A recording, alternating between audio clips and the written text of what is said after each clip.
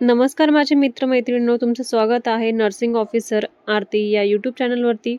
तर आज आपण बघणार आहोत वॅकन्सी कशाची निघालेली आहे ती.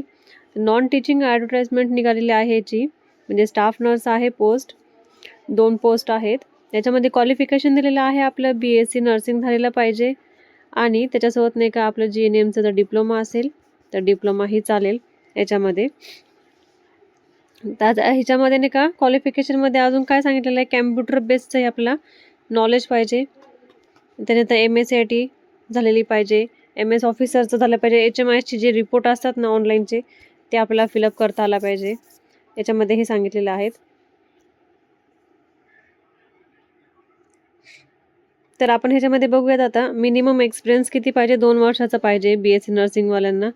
आपल्याला एक्सपिरियन्स कितीचा पाहिजे याच्यामध्ये 2 वर्षाचा एक्सपिरियन्स सांगितलेला आहे आणि BSc नर्सिंगवाल्यांना 5 वर्षाचा एक्सपिरियन्स पाहिजे. याच्यामध्ये डिप्लोमा जर झाला असेल तर त्यांनाही 5 वर्षाचा पाहिजे. तर ह्याच्यामध्ये नाही का आपल्याला डिस्क्रिप्शनमध्ये काय सांगितलेलं आहे, एक्सपिरियन्स इमर्जन्सी रूम, म्हणजे इमर्जन्सी रूमचा आपल्याला एक्सपिरियन्स पाहिजे. त्याच्यानंतर आपल्याला सर्जिकल वॉर्डचा पण एक्सपिरियन्स पाहिजे. त्याच्यामध्ये कार्डिओलॉजी, ऑपरेशन थिएटर ह्या गोष्टींचा आपल्याला त्या ठिकाणी एक्सपिरियन्स पाहिजे. परफॉर्मन्स चांगला पाहिजे आपला.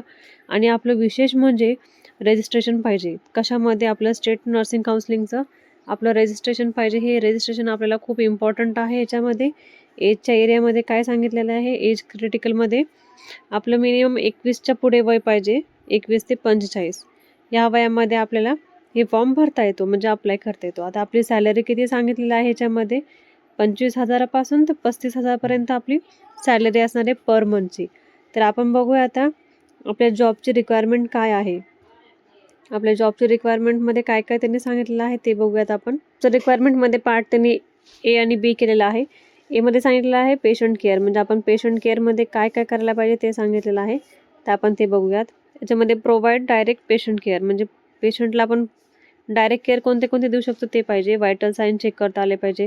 हायजीन आणि मोबिलिटी हे आपण आलं पाहिजे आपल्याला व्यवस्थित. ॲडमिनिस्ट्रेशन आलं पाहिजे. मेडिसिनचा डोस कॅल्क्युलेशन वगैरे, इंजेक्शन कसे द्यायचे ते आपल्याला आले पाहिजे. IM IV हे रूट आपल्याला माहिती पाहिजे. मॉनिटरिंग करायला पाहिजे पेशंटला. कंडिशन जर आपली बॅड असेल पेशंटची तर मॉनिटरिंग व्यवस्थित करता आले पाहिजे. 1 आवरली हाफ आवरली असतं ते चेक करता आलं पाहिजे. रिपोर्ट व्यवस्थित देता आला पाहिजे आपल्याला डॉक्टरला. डॉक्टरने जर काही चेंज रिपोर्ट केला असेल तर ते पण आपल्याला व्यवस्थित मेंटेन करता आला पाहिजे. असिस्ट करायचं आहे आपल्याला प्रोसिजर आणि ट्रीटमेंटला डॉक्टरला. मेंटेन इन्फेक्शन कंट्रोल, म्हणजे आपण इन्फेक्शन होऊ नये पेशंटला ह्याची आपण काळजी घेतलं पाहिजे आणि हे कंट्रोल करायला पाहिजे आपण. याच्यामध्ये फॉलोअप घेतला सांगितलं पाहिजे पेशंटला. पेशंटची जर केअर व्यवस्थित दिली आपण तर पेशंट पण फॉलोअपसाठी येऊ शकतो. आता ह्याच्यामध्ये Bमध्ये काय सांगितलं आपण ते बघूयात. तर ह्याच्यामध्ये नाही का क्लिनिकल ड्युटी सांगितलेलं आहे. आपले ड्युटीचे आर्स वगैरे काय राहणार आहेत ते. मेंटेन नर्सिंग नोट्स, म्हणजे आपले नर्सेस नोट जे असतात ते व्यवस्थित आणि प्रॉपरली मेंटेन पाहिजे. आपल्याला नॉलेज पाहिजे. ऑपरेटिव्ह इसेन्शियल मेडिकल इक्विपमेंटचं आपल्याला नॉलेज पाहिजे. मॅनेज IV लाईन आपल्याला करता आलं पाहिजे. कॅथेटरायझेशन करता आलं पाहिजे. ऊंड ड्रेसिंग आली पाहिजे. पेशंटला एखादी ऊंड झाली असेल तर त्याची ड्रेसिंग व्यवस्थित करता आली पाहिजे. त्याच्यानंतर आहे ॲडमिनिस्ट्रेटिव्ह अँड सपोर्ट ड्युटी, म्हणजे ह्याच्यामध्ये आपल्याला मेंटेन पेशंट केअर सेफ्टी आलं पाहिजे. Maintain ward cleaning, be fair procedure, म्हणजे प्रोसिजरचे जे प्रोटोकॉल्स असतात ते आपल्याला माहिती पाहिजे. त्याच्यानंतर असिस्ट करता आलं पाहिजे डॉक्टरला, नर्सिंगला.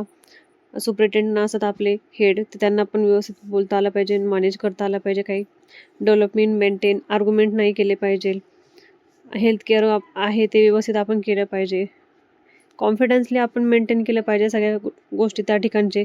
मेडिकलचे इथिक्स नॉलेज आपल्याला पाहिजे. ट्रीटमेंट आणि केसेस हे पण व्यवस्थित आपल्याला सॉल्व करता आले पाहिजे त्या ठिकाणी. आता ह्या ठिकाणी सांगितलेलं आहे त्यांनी. आणि टाईम टू टाईम ड्युटीला आलं पाहिजे विशेष म्हणजे. आता ह्याच्यामध्ये आपली लास्ट डेट काय राहणार आहे, मे 19, म्हणजे 19 मेला आपली लास्ट डेट आहे 2026. याच्या आधी आपण हे सगळं अप्लाय करायला पाहिजे. 19 तारीख आपली लास्ट आहे, त्याच्यामुळे आपण लवकरात लवकर अप्लाय करावे ही विनंती आहे. असेच व्हिडिओ बघण्यासाठी आपल्या यूट्यूब चॅनलला फॉलो करा, सबस्क्राईब करा आणि लाईक करा. धन्यवाद.